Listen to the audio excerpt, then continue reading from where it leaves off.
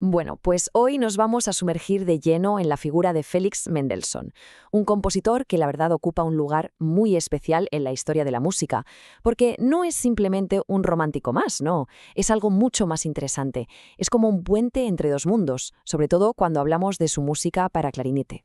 A Mendelssohn se le suele poner la etiqueta de romántico clasicista, y esto, que suena un poco a contradicción, es en realidad la clave para entenderle. ¿Qué significa? Pues imaginemos un equilibrio perfecto. Por un lado tenemos toda la estructura, el orden, la claridad del mundo de Mozart, del clasicismo, y por el otro, ¡boom!, la emoción desatada, el drama y la pasión pura del romanticismo.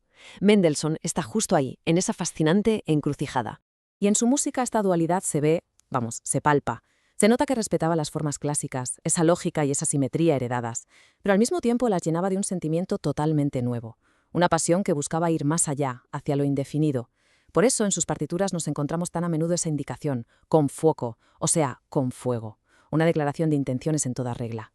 Pero, a ver, para entender de verdad la música de Mendelssohn para clarinete, no basta con hablar de estilos, hay que hablar de personas, de una amistad en concreto. Una amistad que fue literalmente la chispa que lo encendió todo y que nos dejó algunas de las obras más alucinantes para el instrumento. Y aquí entran en escena los Beyeran. Vaya dinastía. Primero, el padre, Heinrich, que era una auténtica leyenda viva del clarinete. Ojo, que ya había inspirado a otro gigante, como Weber, casi nada. Y luego su hijo, Karl, que no solo siguió sus pasos como un fuera de serie, sino que además fue un innovador, un profesor importantísimo, que hasta inventó su propio sistema de llaves para el clarinete.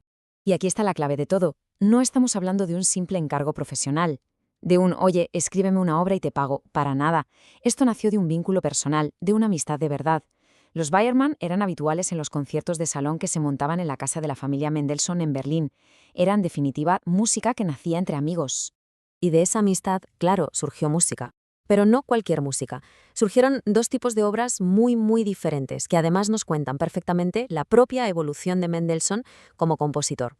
Es que el contraste es brutal. Por un lado tenemos la sonata de 1824, una pieza de juventud, súper elegante, de corte muy clásico, escrita solo para el padre, para Heinrich. Y luego, casi 10 años después, ¡boom!, llegan los dos Concertstücke. Y esto ya es otro mundo. Pura pirotecnia, virtuosismo a tope, escritas para el dúo de padre e hijo y con un instrumento nuevo. Sus legados, como se ve, no podrían ser más diferentes. Vamos a pararnos un momento en la sonata, porque hay un dato que es una auténtica locura. Mendelssohn la compuso con 15 años.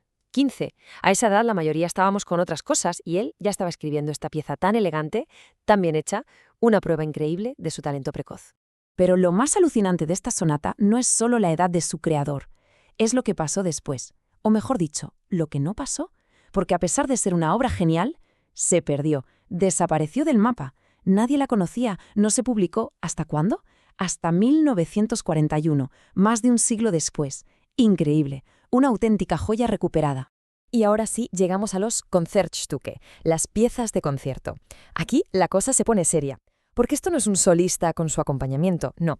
Esto es un auténtico diálogo musical, una conversación chispeante. Es como escuchar al clarinete y a su compañero lanzarse frases, imitarse, picarse, con unas cascadas de notas rapidísimas. Un espectáculo de ingenio y de brío. Claro, para entender bien estos diálogos tenemos que conocer a los interlocutores, a los instrumentos, porque Mendelssohn no los eligió al azar. Detrás de estas piezas hay toda una historia de sonido y de tecnología de la época.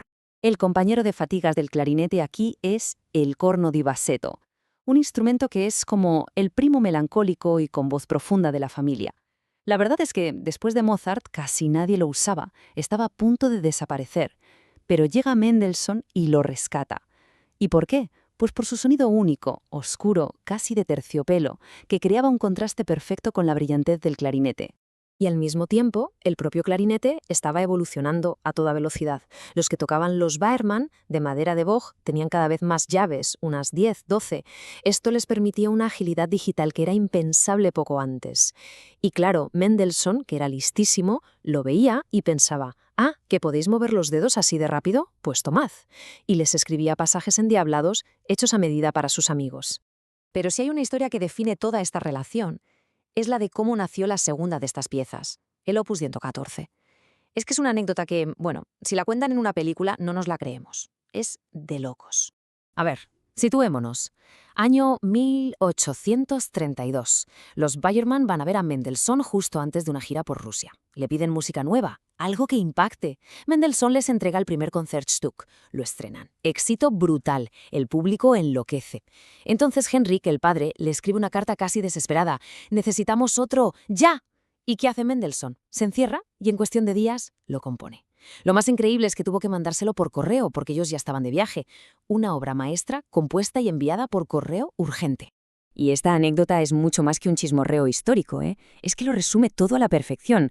La confianza ciega que se tenían, la energía creativa que fluía entre ellos. Esa capacidad de crear algo tan increíble, bajo presión, movidos simplemente por la amistad.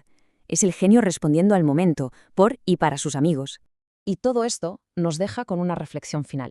A menudo pensamos en los genios como figuras solitarias, pero esta historia nos demuestra que, a veces, la música más increíble, la que perdura, no nace solo del talento aislado, nace de algo tan humano como una conexión profunda. Así que la pregunta queda en el aire. ¿Qué pasa cuando la amistad y el genio se dan la mano? Pues pasa esto, pasa esta música.